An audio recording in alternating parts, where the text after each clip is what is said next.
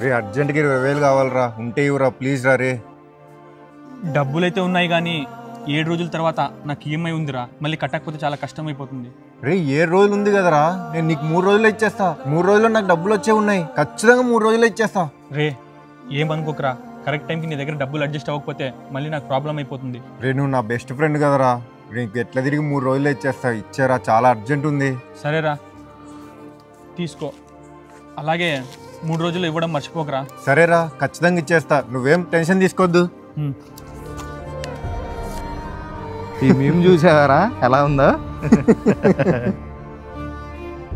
వీడేంట్రా ప్రతిసారి ఫోన్ చేసి సావు దొబ్బుతున్నాడు. హలో చెప్పురా.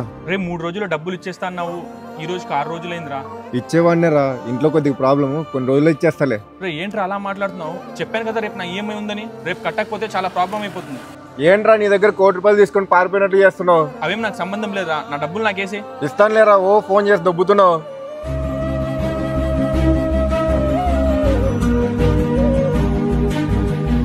ఏంట్రా నీ ఫ్రెండ్స్ చూసి చూడనట్టు వెళ్ళిపోతున్నారు, వాళ్ళు మాట్లాడట్లేదా?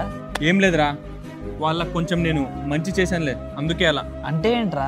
అంటే ఏంటంటే లైఫ్లో మనం ఒకరికి డబ్బులు ఇస్తున్నామంటే అది ఇచ్చి మర్చిపోయేంత మాత్రమే ఉండాలి. అదే ఒకవేళ ఆ డబ్బులు మనం రిటర్న్ అడిగామే అనుకో, ఆ డబ్బులు పోతాయి, అలాగే వాడితో ఉన్న రిలేషన్షిప్ పోతుంది. నేను చెప్పింది కరెక్టా కదా, కమెంట్లో చెప్పండి.